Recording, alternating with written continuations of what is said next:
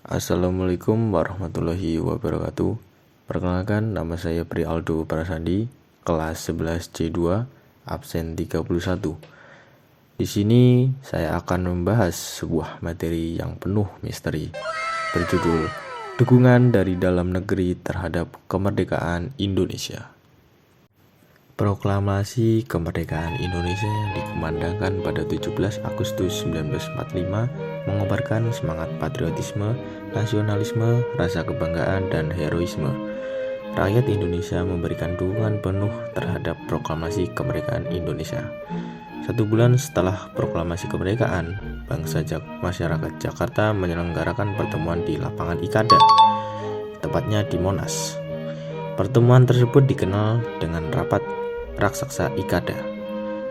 Lebih tepatnya, para pemuda dan mahasiswa memprakarsai rapat raksasa di lapangan Ikada atau Monas yang tergabung dalam kesatuan Van Aksi.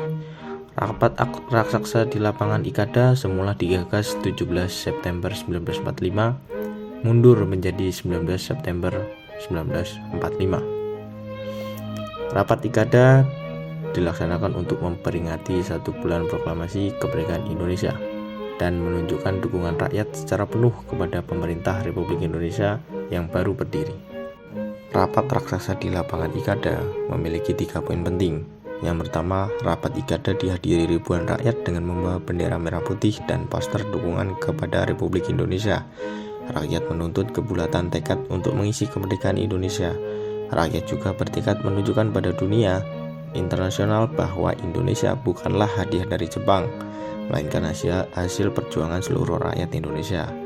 Poin yang kedua, rapat tersebut hanya berlangsung dalam waktu singkat karena Jepang telah mengerahkan pasukan dengan persenjataan lengkap. Untuk menghindari bentrokan, Soekarno, Muhammad Hatta, dan beberapa menteri memilih tidak pernah melamar di lapangan Ikada. Poin yang ketiga, pada kesempatan itu Soekarno menyampaikan pidato yang disambut rakyat dengan gembira. Rapat raksasa di lapangan Ikada berlangsung tertib dan damai. Dalam pidato tersebut, Soekarno juga menyampaikan 3 poin penting. Yang pertama, meminta dukungan dan kepercayaan rakyat terhadap pemerintah Republik Indonesia. Yang kedua, menuntut rakyat untuk mematuhi kebijakan pemerintah secara disiplin. Yang ketiga, memerintahkan rakyat bubar dan meninggalkan lapangan dengan tenang. Dukungan terhadap kemerdekaan Indonesia tidak hanya ditujukan melalui rapat Ikada saja, melainkan rakyat Indonesia yang ada di berbagai wilayah juga ikut serta dalam mendukung kemerdekaan Indonesia, yang diantaranya Jakarta, Bandung, Jogja, Semarang, Surabaya, Aceh, Kalimantan, dan Sulawesi. Yang pertama di Jakarta.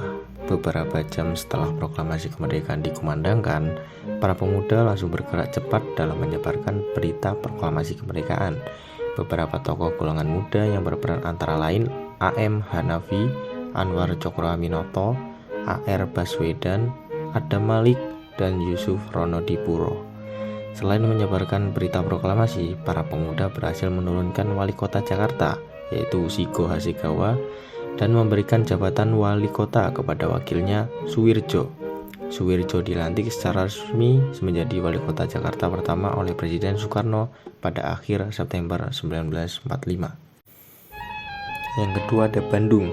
Penyebaran berita proklamasi kemerdekaan Indonesia di Bandung itu dilaksanakan barisan pelopor pada siang hari tanggal 17 Agustus 1945. Berita proklamasi sampai di kota Bandung. Para pemuda kemudian menduduki kantor berita di Bandung dan menyiarkan berita proklamasi hingga pukul 7 malam. Di kota Bandung, siaran berita proklamasi kemerdekaan Indonesia disiarkan dalam bahasa Inggris dan Indonesia melalui kantor berita Domei yang berada di gedung The Dreieckler.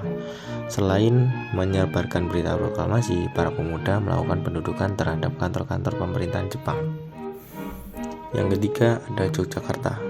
Berita proklamasi kemerdekaan Indonesia pertama kali diterima kantor berita Domei Yogyakarta pada 17 Agustus 1945 pukul 12 siang. Penyebaran berita proklamasi di Yogyakarta dilakukan secara sembunyi-sembunyi. Kabar tersebut pertama kali disebarkan melalui khutbah Jumat di Masjid Gede Alun-Alun Utara dan Masjid Pakualaman. Berita proklamasi makin menyebar setelah Ki Hajar Dewantara, guru, dan siswa taman siswa melakukan pawai sepeda. Dalam pawai tersebut, mereka meneriakkan kemerdekaan Indonesia dan membagikan selebaran berisi berita proklamasi kemerdekaan Indonesia. Penyebaran berita proklamasi di Yogyakarta juga tidak terlepas dari peran Harian Sinar Matahari. Pada 19 Agustus 1945, surat kabar tersebut memuat berita proklamasi kemerdekaan Indonesia. Berita proklamasi juga sampai kepada Sultan Hamengkubuwono IX dan Sri Paku Alam VIII. Keduanya menyatakan dukungannya terhadap proklamasi dan pemerintah Indonesia dalam sebuah amanat. Yang pertama ada amanat dari Hamengkubuwono IX yang berjudul Sri Paduka Ingkang Sinuwun Kanjeng Sultan. Yang kedua ada amanat dari Paku Alam VIII yang berjudul Sri Paduka Kanjeng Gusti Pangeran Adipati Aryo Paku Alam. Yang keempat ada di Semarang. Di Semarang, berita proklamasi pertama kali diterima oleh Sugiarin, yaitu Markonis kantor berita Domai Semarang. Kabar tersebut selanjutnya disampaikan kepada Syarif Sulaiman serta MS Mintarjo yang kemudian diteruskan kepada Wongsonegoro. Setelah mendengar berita tersebut, Wongsonegoro menyampaikan berita proklamasi di hadapan sidang Jawa Hokokai. Wongsonegoro membacakan naskah proklamasi kemerdekaan sebanyak 2 kali. Pembacaan proklamasi tersebut disambut oleh tepuk tangan serta kegembiraan orang-orang yang hadir dalam sidang tersebut. Selanjutnya, Wongsonegoro mengajak rakyat merayakan kemerdekaan Indonesia dan melakukan pemindahan kekuasaan dari tangan Jepang. Rakyat menggelar pawai dengan membawa bendera merah putih di jalur-jalur utama kota Semarang. Yang kelima ada Surabaya. Berita proklamasi di Surabaya pertama kali disiarkan menggunakan bahasa Madura. Pada malam pukul 7 tanggal 18 Agustus 1945, Radio Surabaya menyiarkan teks proklamasi kemerdekaan Indonesia dengan bahasa Madura. Penggunaan bahasa Madura tersebut bertujuan menghindari pengawasan Kempetai karena pihak Jepang selalu menempatkan petugasnya yang mampu berbahasa Indonesia. Penyiaran berita proklamasi dalam bahasa Indonesia baru dilakukan pada 19 Agustus 1945 saat petugas Jepang lengah. Kelengahan tersebut dimanfaatkan oleh Syahrudin untuk menyelundupkan bunyi teks proklamasi dalam siaran Surabaya Hosokyoku. Selain radio, rakyat Surabaya mendapat berita proklamasi dari surat kabar Suara Asia. Setelah berita proklamasi menyebar di Surabaya, rakyat Surabaya menyatakan dukungannya terhadap proklamasi kemerdekaan Indonesia. Salah satu bentuk dukungan tersebut ditunjukkan melalui peristiwa tunjungan yang terjadi pada 19 September 1945. Dalam peristiwa tersebut, para pemuda Surabaya menyopek bendera Belanda yang berwarna biru menjadi bendera Indonesia, yaitu merah putih, di atas Hotel Yamato sebagai bukti dukungan rakyat Surabaya terhadap kemerdekaan Indonesia. Yang keenam ada Aceh. Berita mengenai kemerdekaan Indonesia dimuat dalam harian Aceh Shinbun pada 22 Agustus 1945. Para pemuda Aceh yang tergabung dalam organisasi militer bentukan Jepang seperti Heiho dan Gyugun merespon berita kemerdekaan Indonesia dengan meninggalkan organisasi tersebut. Para pemuda tersebut kemudian bergabung dengan Ikatan Pemuda Indonesia di bawah pimpinan Ali Hasyim, pemimpin redaksi harian Aceh Shinbun. Para pemuda juga melakukan pawai di Kutaraja yang sekarang menjadi Banda Aceh sebagai bentuk dukungan terhadap lahirnya Republik Indonesia. Yang ketujuh ada Kalimantan. Berita kemerdekaan sampai di telinga rakyat Kalimantan secara tidak bersamaan. Di Kalimantan Barat, tepatnya di Pontianak, seorang pemuda bersama M. Sukandar mendengar berita proklamasi dari radio pada 18 Agustus 1945 malam hari secara sembunyi-sembunyi. Di Ketapang, Kalimantan Barat, berita proklamasi secara resmi diterima melalui seorang pejuang yang baru datang dari Jawa yang bernama A. Halim dan H. Abdul pada 24 Agustus 1945. Adapun berita proklamasi di Kalimantan Tengah baru diterima pada 29 Agustus 1945 dalam suatu upacara pengibaran bendera di depan kantor pemerintah daerah di Pangkalan Bun. Sebagai bentuk dukungan terhadap proklamasi kemerdekaan Indonesia, rakyat Kalimantan mengibarkan bendera merah putih, melucuti senjata Jepang, dan mengambil alih kantor-kantor pemerintahan Jepang di Kalimantan. Bahkan rakyat Kalimantan Tengah meluapkan kegembiraannya dengan mengadakan pasar malam hingga 5 September 1945. Yang kedelapan atau yang terakhir yaitu Sulawesi. Ada 2 poin penting yang perlu kalian ketahui. Yang pertama, di Sulawesi Tengah berita proklamasi diterima pada 17 Agustus 1945 pukul 3 sore. Pada saat itu, Abdul Latif Mangitung mendapat berita proklamasi dari seorang perwira Jepang.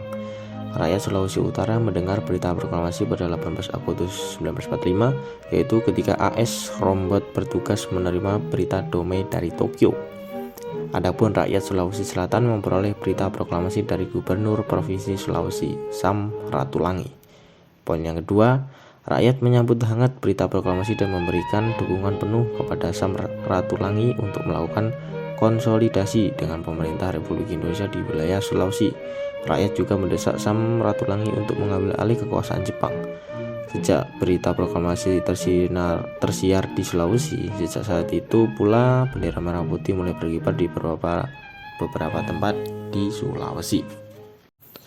Nah, kita sudah sampai di kesimpulan. Kesimpulannya kita ambil atau yang bisa kita dapat dari materi kali ini adalah proklamasi kemerdekaan Indonesia merupakan puncak perjuangan bangsa Indonesia dalam melawan penjajahan di Indonesia. Dengan berbekal semangat, kegigihan, dan keberanian, bangsa Indonesia mampu mencapai kemerdekaannya. Nggak dihadiahi oleh Jepang loh ya. Oleh karena itu, rakyat berusaha menyebarkan berita kemerdekaan ke berbagai pelosok negeri. Sebagai generasi penerus bangsa, kita hendaknya meneladan sikap pantang menyerah dan semangat para tokoh bangsa dalam upaya kemerdekaan bangsa Indonesia dan menyebarkan berita kemerdekaan ke berbagai pelosok negeri hingga penjuru dunia. Gitu Mas Bro. Sekian materi yang dapat saya sampaikan, kurang lebihnya mohon maaf. Terima kasih. Wassalamualaikum warahmatullahi wabarakatuh.